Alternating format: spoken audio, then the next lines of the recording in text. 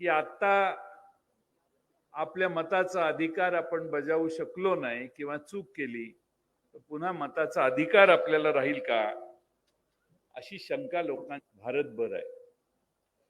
मी पहिल्यांदाच श्रीमंत छत्रपती शाहू महाराजांचे आभार मानेन की त्यांनी उमेदवारी करण्याचा बीबी पाटील मान्यता दिली. हा काँग्रेस पक्षाचा बहुमान आहे. मला आठवतं की पवार साहेबांची कोल्हापूरला बीबी पाटील साहेबांनी मोठी सभा घेतली आणि छत्रपती श्रीमंत शाहू महाराज त्या ठिकाणी सभेला आले. त्यावेळी मी त्यांना पहिल्यांदा विनंती केली, महाराज तुम्हीच उभा राहा. त्यांनी मला नाही म्हणून सांगितलं. माझ्या तेव्हापासून मनात होतं की महाराजांनीच उभं राहायला पाहिजे. अनेक वेळा सांगून देखील महाराज म्हटले नाही.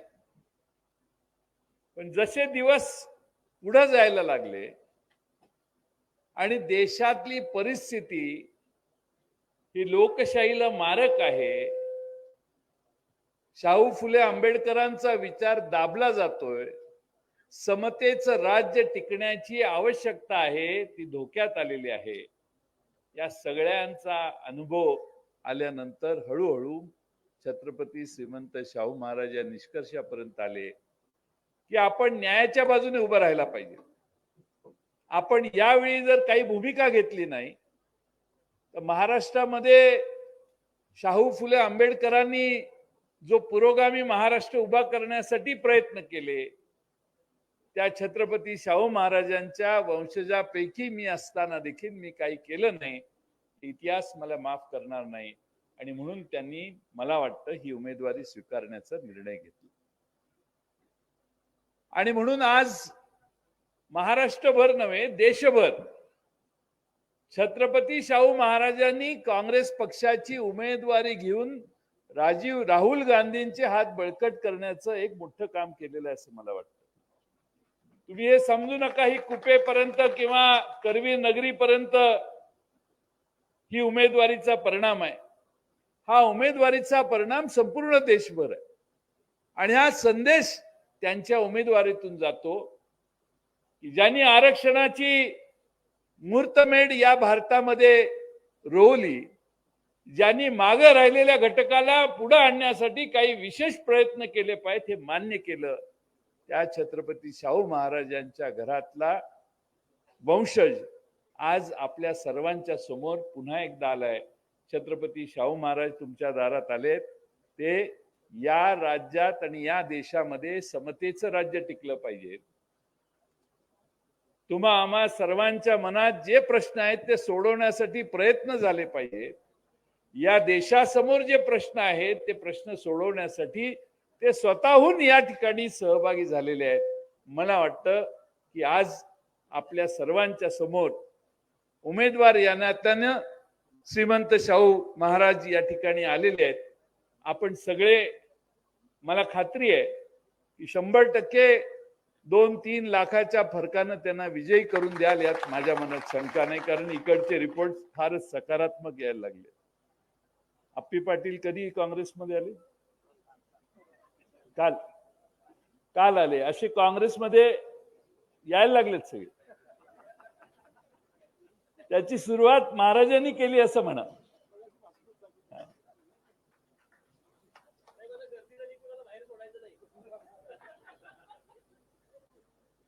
आणि त्यामुळं आमच्या नंदाताईंच्या मागे मी गेले 1.5 वर्ष लागलोय.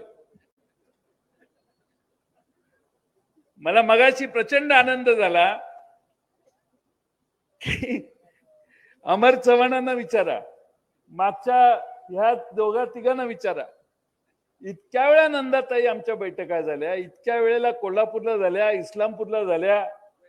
आपण सांगितलं असेल सगळे या भागातले स्वर्गीय बाबासाहेब कुपेकर साहेबांचे चाहते कार्यकर्ते आहेतच, पण त्यापेक्षा जनता प्रचंड चाहती जी आहे त्या सगळ्यांच्या मनात होतं की काकींच्या नंतर नंदाताईंनी पुढाकार घ्यावा आणि हा सगळा रथ बाबासाहेब कुपेकरांच्या पुण्याईचा पुढे नेण्याचा प्रयत्न करावा. आज तुम्ही या ठिकाणी स्वतःहून सांगितलं, याचा मला प्रचंड आनंद झालेला आणि मला खात्री आहे की गडिंग्लज चंदगडची सगळी जनता ठामपणानं तुमच्या मागे उभा राहील. या मतदारसंघातल्या सगळ्या प्रश्नांच्या मध्ये हिरिरीनं तुम्ही सहभागी व्हाल हा मला विश्वास आहे. खरं म्हणजे स्वर्गीय बाबासाहेब कुपेकर यांनी या मतदारसंघाची प्रचंड सेवा केली. जी कामं व्हायला अवघड होती ती करायच्यात त्यांचा हातखंडा होता. या मतदारसंघातल्या वाड्या वस्त्यांवर जाऊन त्यांनी त्या जनतेवर प्रेम केलं. त्या जनतेनं देखील त्यांच्यावर प्रचंड प्रेम केलं. आपल्यातून ते अचानक गेले दुर्दैवाने आणि त्या संपूर्ण राजवटीच्या काळात त्यांनी शरद पवार साहेबांना कायमची साथ दिली. जग इकडचं तिकडं झालं तरी पवार साहेबांची पाठ त्यांनी कधी सोडली नाही. आणि मला फार आनंद आहे की आज नंदादेवी देखील त्याच पावलावर पाऊल ठेवून काम करायला आज सुरुवात करतात. 4-4.5 वर्ष बंटी पाटील यांनी थोडस थांबायचं धोरण ठरवलं. काही कारण आहेत त्याला, पण ते चांगलं झालं असं मला वाटतं. पोकळी निर्माण झाल्यावर काय काय होतं याचा अनुभव सगळ्यांना आल्यामुळे आता जोरात सगळे काम करायला लागतील असा मला विश्वास आहे. या मतदारसंघामध्ये जे जे प्रश्न असतील ते प्रश्न सोडवण्याची आश्वासनं या निवडणुकीत आमच्या विरोधकांच्याकडून तुम्हाला मिळतील. आजच मी कुठेतरी बघितलं की मतदार येत नाहीत, गाडीत बसत नाहीत, म्हणून आता हेलिकॉप्टरने न्यायची तयारी सुरू झाली. आमचे चालत येतील, आमचे सायकलवर येतील, बैलगाडीत येतील. आमचा मतदार गोरगरीब आहे, साधा गरीब आहे. आमचा मतदार रयत आहे सगळी. ती रयत महाराजांच्यासाठी, ज्या महाराजांनी ज्या घराण्याने या भागाला उभा करण्यासाठी प्रचंड प्रयत्न केले. जगामध्ये राजेशाही एका वेगळ्या अर्थाने उभी राहत असताना छत्रपती शाहू महाराजांनी या करवीर नगरीत या राज्यामध्ये असे नवे नवे पांडे पाडले ज्यामुळे समतेचं राज्य देशाला स्वीकारावं लागलं, जगाला स्वीकारावं लागलं. आणि म्हणून आज ते श्रीमंत छत्रपती शाहू महाराज आपल्या दारात आलेले आहेत. त्यांच्या मतदानासाठी तुम्ही रिक्षाने या, चालत या, बैलगाडीने या, स्वतः या. आमची परिस्थिती काय हेलिकॉप्टर एवढी मोठी नाही, पण समोरच्या बाजूने हेलिकॉप्टरने मतदार आणण्याची तयारी झाली असेल तर किती गोळा केलं असेल ह्याचा जरा विचार करा. ईडीला करेक्ट केस आहे. एवढे प्रचंड गोळा जर झाले असतील की प्रत्येक एका हेलिकॉप्टरने 4 जण बसतात, पण किती उड्डाणं करायची याला काही मर्यादा. ज्या शरद पवार साहेबांनी आयुष्यभर प्रेम केलं तुमच्यावर, ज्यांनी या जिल्ह्यामध्ये तुम्हाला पुढे येण्यासाठी सतत प्रोत्साहन दिलं, सदाशिवराव मंडलिकांच्या पेक्षा जास्त प्रोत्साहन देण्याचं काम ज्यांना करण्यात आलं त्यांनीच पवार साहेबांची साथ सोडली. सदाशिवराव मंडलिक साहेबांना मी फार जवळून पाहिलेलं आहे. आमचे विश्वासराव पाटील शिगावकर आमदार होते, त्यांची प्रचंड मैत्री होती. त्यामुळे मला अनेक वेळा त्यांना भेटायचा योग आला. पुरोगामी विचार किती परखडपणानं मांडायचे ते सदाशिवराव मंडलिकांनीच मांडावे. आज त्यांचा मुलगा पुरोगामी विचाराच्या विरोधात जाऊन बसला हे सदाशिवराव मंडलिकांनाही वर मान्य नसेल असं मला खात्रीनं वाटतं. आणि म्हणून आपल्याला सगळ्यांना उद्याच्या निवडणुकांमध्ये काही मुद्दे लक्षात घेणं आवश्यक आहे. काँग्रेस पक्षानं जाहीरनामा केलेला आहे, तो तुम्ही वाचा. काँग्रेस पक्षानं तुम्हाला काही कमिटमेंट केलेलं आहे. डिप्लोमा झालेल्या देशातल्या प्रत्येक मुलाला पहिल्या वर्षी 1 लाख रुपये द्यायचा निर्णय तुमचा जाहीरनाम्यातला काँग्रेस पक्षाचा आहे. एक काँग्रेस पक्षानं जाहीरनामा केलेला आहे. महिलांना एका वर्षभरात एका कुटुंबात 1 लाख रुपये देण्याची व्यवस्था करणार. देशामध्ये 30 लाख नोकऱ्या भरायच्या आहेत. त्या भरण्याचा कार्यक्रम पहिल्या सुरुवातीला प्रायोरिटीने घेण्याचा निर्णय त्यांनी केलाय. हे युद्धावर आपले सैन्यात भरती होते, त्या सैन्यात भरती होते त्याला खर्च जास्त येतो म्हणून कॉन्ट्रॅक्टवर जसं आपण कारखान्यात नोकरीला लावतो तसं 4 वर्षाची अग्निवीर नावाची योजना केली. नाव काय तर अग्निवीर. गडी 4 वर्षात मागच येतोय पण अग्निवीर. आता त्या अग्निवीर असे एवढे फिरायला लागतील देशात. काँग्रेसने सांगितलं ही अग्निवीरची योजना आम्ही बंद करू, कायम स्वरूपाची नोकरी देण्याची व्यवस्था करू. तुम्ही तो जाहीरनामा वाचल्यावर लक्षात येईल की या देशातल्या शेतीमालाला आधारभूत किंमत देण्यासाठी आम्ही एक आयोग करू. या वेगवेगळ्या पद्धतीचे चांगले निर्णय करण्याचा निर्धार त्यांनी केलेला आहे. माझी तुम्हाला विनंती आहे की आपण आज कोणत्या परिस्थितीत आहे याचा जरा तुम्ही चिंतन करा. संध्याकाळी जाऊन आता इथनं घरी जाऊन टीव्ही लावला, सगळे चॅनल पलीकडच्या बाजूच दाखवतात, आमचं काय दाखवतच नाही.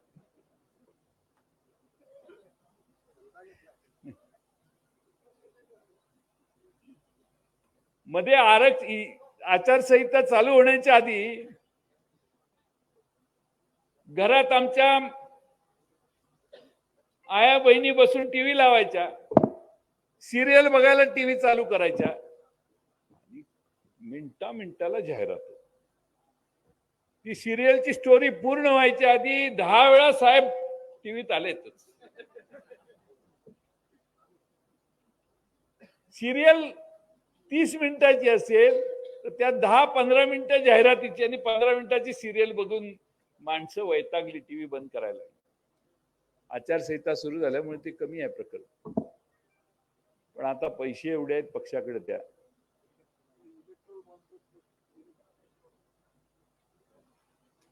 घोषणा काय, मी पण खाणार नाही, कुणालाही खाऊन देणार नाही. ओके, आमचं काय ऑब्जेक्शन नव्हतं. प्रत्यक्षात काय केलं, या देशातल्या सगळ्या कंपन्यांच्या धाडी टाकून त्यांना गुप्तपणाने गुप्त याचा अर्थ कुणाला कळणार नाही अशी व्यवस्था निर्माण केली आणि त्यातनं पक्षाला देणग्या घेतल्या. त्या प्रत्येकावर कुठं ना कुठं तरी धाडी घातली आहेत, कुठं ना कुठं तरी त्याला अटक केली आहे. त्या सगळ्यांनी खंडणी दिली आणि पक्षाने 10,000 कोटी रुपयाच्या दरम्यान काहीतरी पैसे उभे केले.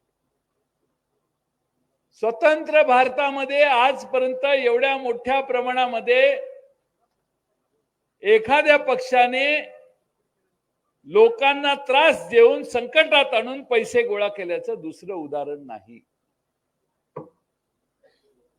आज आपल्या देशामध्ये महागाई आहे.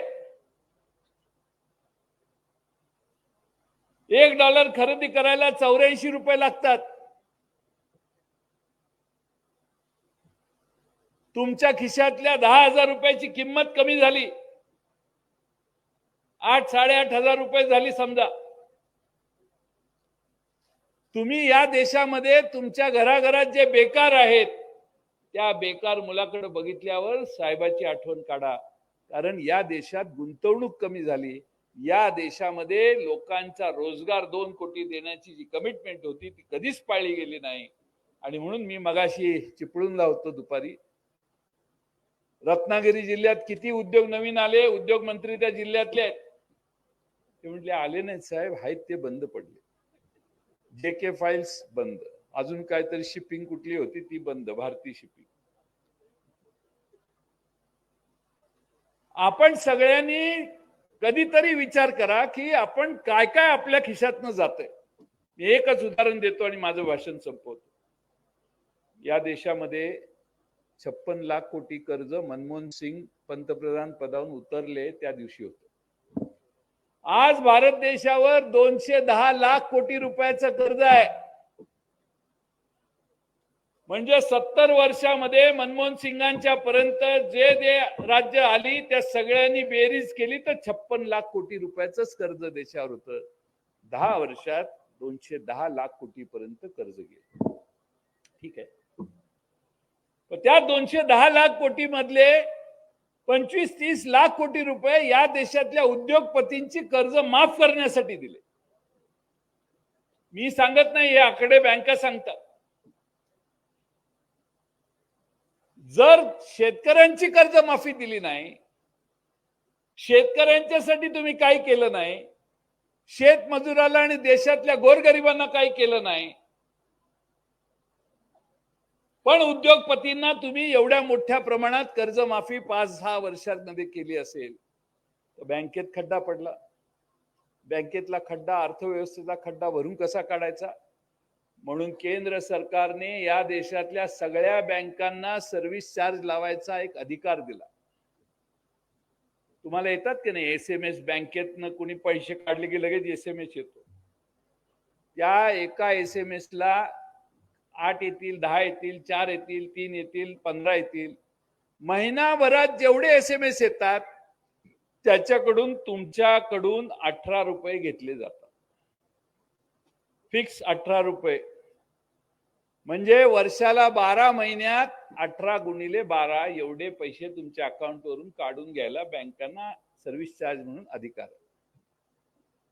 स्टेट बँक ऑफ इंडिया नावाची देशातली मोठी बँक आहे. किती त्या बँकेत अकाउंट आहेत माहितीये का?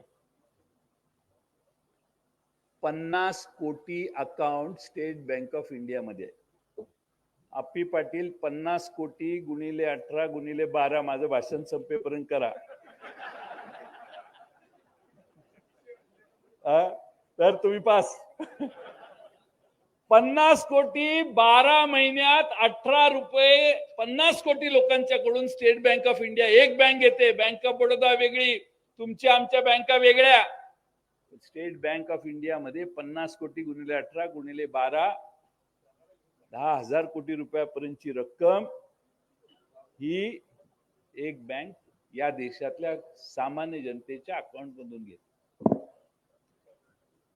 तुम्ही खत विकत घ्यायला गेला तर साहेबाचा फोटो आहे की नाही त्याच्यावर? आता त्या कंपन्यांनीच फोटो लावलाय की ही महागाई झाली, येऊ बाबा आहे म्हणून. हे बाबा आमचा काय संबंध नाही. ते कंपन्यांनी बिचाऱ्यांनी फोटो लावले, परत आपल्यावर येऊ नये. साहेबांनी सांगितलं म्हणून 18% GST लावतो. तुम्हाला 6,000 रुपये मिळतात अकाउंटवर. 6,000 रुपये तुम्हाला केंद्र सरकार पाठवतं. 1 लाख रुपयाचं खत घेतलं तर तुम्ही 18,000 रुपये खत घेतानाच सरकारला देऊन येता घरी. 18,000 रुपये तुमच्या खिशातनं घेतात आणि 6,000 रुपये देतात. लक्षात आलं का गणित? प्रत्येकाला घर चालवण्यासाठी असं गृहीत धरा, नोकरदार शेतकरी यांचं सरासरी घर एक 30,000 रुपये महिन्याला खर्च होतो. 30,000 रुपये गुणिले 18% करा, 5,400 रुपये दर महिन्याला सरकार तुमच्याकडून ऑलरेडी घेतंय. काहीतरी डोक्याचा भाग वापरा. तुमच्या खिशातनं जेवढे काढतायत त्याच्यापेक्षा कमी देतायत. काँग्रेस पक्षाने हमी दिली आहे, त्याच्यापेक्षा जास्त द्यायची व्यवस्था आम्ही करू. ते जाहीरनाम्यात. या देशातल्या गोरगरिबांना लुटण्याचं काम, या देशातल्या मुठभर धनिकांना अधिक श्रीमंत करण्याचं काम, या देशातल्या अर्थव्यवस्थेला गती देण्याच्या ऐवजी अडथळे निर्माण करण्याचं काम, आणि या देशातल्या सर्वसामान्य गोरगरिबांनी जातनिहाय जनगणना मागितली तरी न देण्याचं काम या देशात आज करणारी लोक आहेत. आणि म्हणून आमच्या पक्षाने, काँग्रेस पक्षाने जातनिहाय जनगणना करू असं देखील आश्वासन जाहीरनाम्यात दिलेलं आहे. हे सगळे मुद्दे जर बघितले, अजून बरेच आहेत, बराच वेळ लागेल, साहेबांना जायचंय, मी जास्त वेळ घेत नाही. असे अनेक मुद्दे मी तुम्हाला सांगू शकतो की यामध्ये सामान्य जनतेचं हित सामावलेलं नाही. सामान्य जनतेच्या खिशातनं काढायचे आणि त्यालाच त्यातला निम्मा पैसा दाखवायचा आणि प्रभावित करायचं, हे काम या देशात चाललेलं आहे. आज माझी आपणाला विनंती आहे, तुम्ही सगळ्यांनी उद्याच्या निवडणुकीत कोल्हापूर लोकसभा असेल, हातकणंगले लोकसभा असेल, इथं हाताच्या चिन्हावर महाराज उभे आहेत आणि हातकणंगल्यामध्ये सत्यजित पाटील सरुडकर हे मशालीवर उभे आहेत. या दोन्ही मतदारसंघामध्ये कोल्हापूर जिल्हा हा पुरोगामी विचाराचा आहे. या ठिकाणी जात पात धर्म न मानता आम्ही सगळे एक आहोत. शाहू महाराजांनी आम्हाला जी शिकवण या जिल्ह्यात दिलेली आहे ती समतेचा विचार पाळणारे आम्ही सगळे आहोत. आणि म्हणून या जिल्ह्यातून जातीयवादी विचारांना हकलून देण्याचं काम, जातीयवादी प्रयत्नांना हकलून देण्याचं काम छत्रपती श्रीमंत शाहू महाराजांच्या नेतृत्वाखाली इथून पुढे आपल्याला करायचंय. आणि म्हणून या दोन्ही जागा लोकसभेच्या निवडून देण्याचं काम तुम्ही सगळ्यांनी करावं एवढीच विनंती या ठिकाणी करतो. बंटी पाटलांच्या वर मोठा भार आहे. 2 लाखाच्या आत सीट निवडून आली तर दंड आहे.